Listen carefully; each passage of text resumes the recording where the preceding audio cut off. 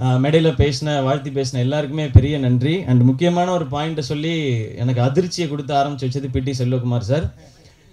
என்ன சொன்னீங்கன்றதை நான் சொல்ல மாட்டேன், நான் என் வாயில டெஃபினட்டாக சொல்லவே மாட்டேன். அது உங்களுக்கே தெரியும், அதெல்லாம் வேணாம் சார்.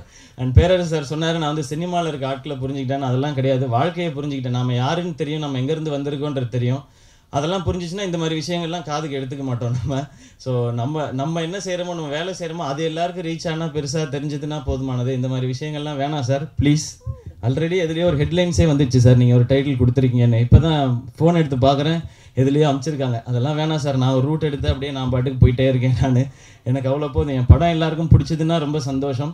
அதில் ஏதாவது விமர்சனங்கள் சொன்னாங்கன்னா திருத்திக்கிட்டு ஏதாவது ஒன்று பண்ண பார்ப்போம். டெஃபினட்டாக ஒரு டஃப்பான இண்டஸ்ட்ரி தான் சினிமா இண்டஸ்ட்ரி.